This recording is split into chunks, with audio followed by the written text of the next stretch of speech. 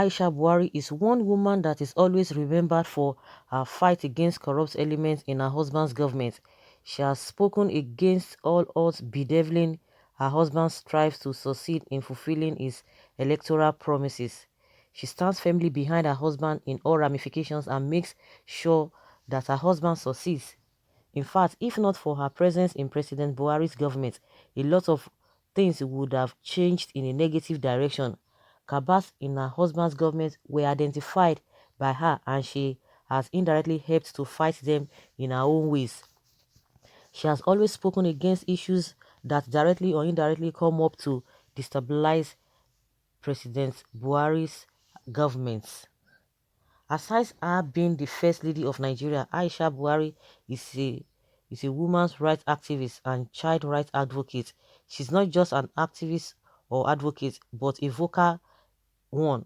She leaves no stone unturned in matters related to women and children. She has spoken severally against unwarranted treatment on women and children. She's known for her fight against maltreatment against women. She has spoken severally, both local and international, against the maltreatment of girl child and women in general.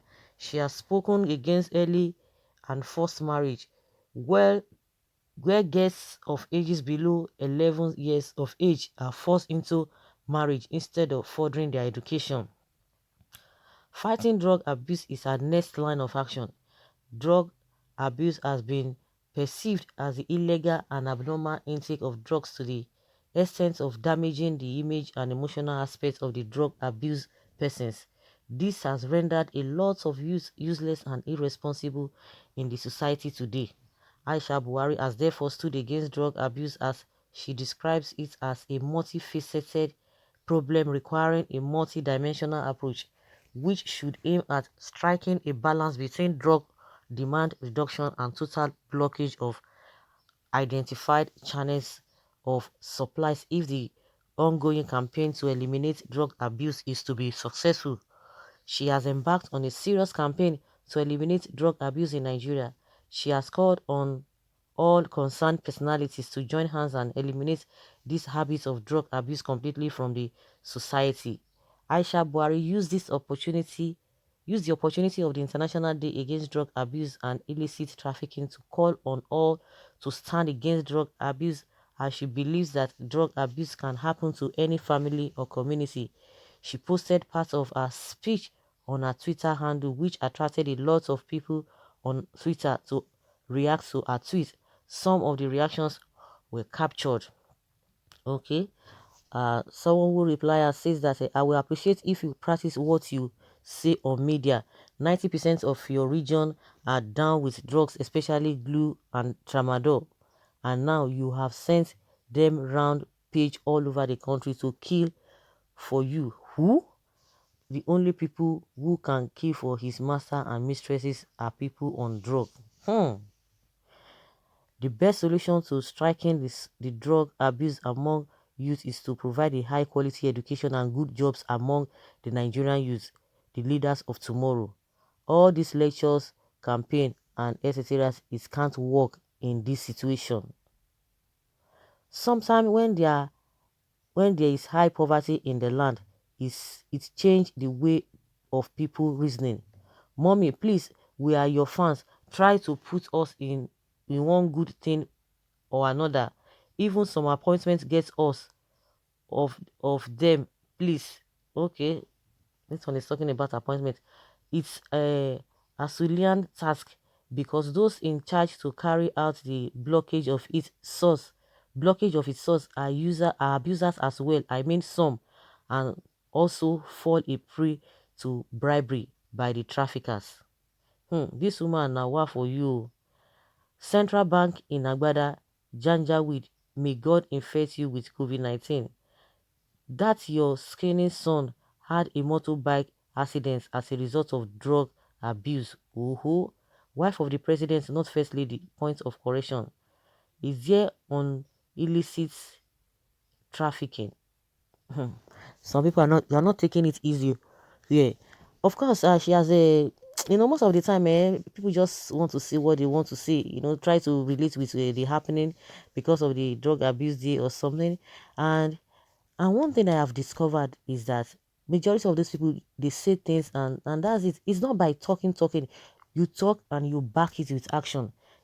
Taking example of this Boko people, and this, so let's even say Boko people, because this bandits of a thing is like a that one is they just manufacture them, bringing, whether this is the Boko people that are using another form to do whatever they want to do, or the Esme. You talk about the Esme and the Boko people. For the bandits, those ones, whether they are the mixture of a Boko and the mixture of a Esme, whether make up that bandit, and those who are coming from outside from African countries to the country.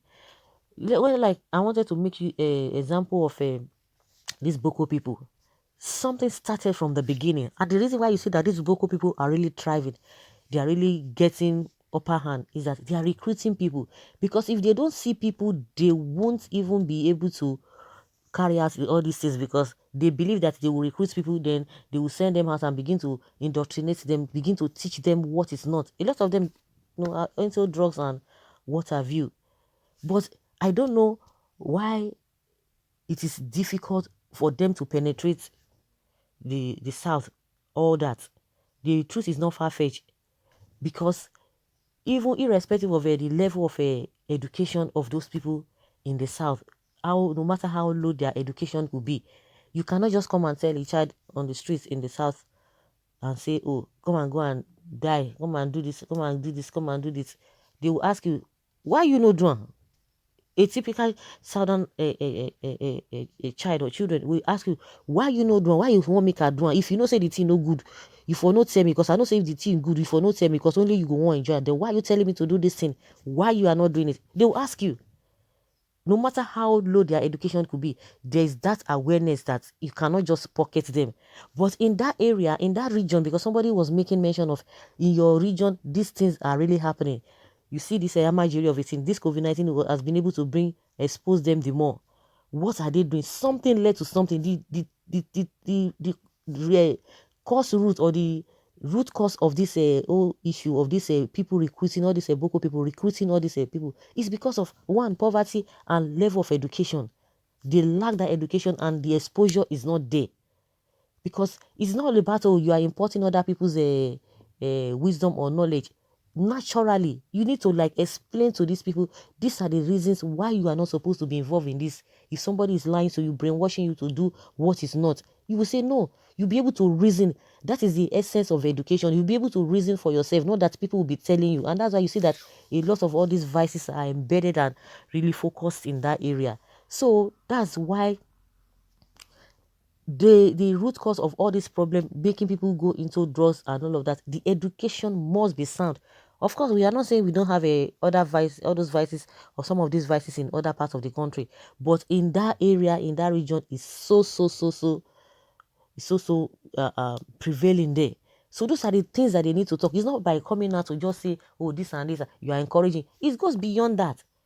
It goes beyond that. If they are truthful, and the leadership of this country, if they are truthful to do whatever they want to, they are always talking about, they will go in, they will act on it. The action must be, it must be backed, their talks must be backed with action, not just saying anything just to say for saying sake. And now it will be recorded, oh, she said it, she said it. What did you do? What are the things? Even if you have done something, that means your best is not enough. People must see it, and it must bring results by so doing, because by the time you act on it, when when the talk is being backed by action, it will germinate, it will yield results.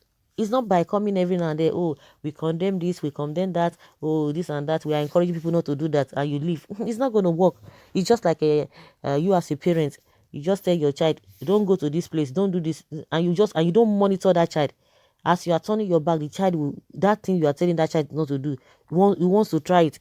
But when you try to sit the child down and explain and give reason why the child should not do this, and you still be monitoring why the child should not do that thing, the child will be able to know that yes, there's something really that the reason why I don't need to do this. But if you just say it, hey, you think even as an adult, you can't just say somebody, okay, just say like this way, and you're not giving reason, and you are not trying to follow up, it will not work. And that's why a lot of people are not really aligning with what she said, because they just know that everything is just a hypocritical. So guys, let us hear your opinion concerning this. Leave your comment below and let's have your take. Thank you.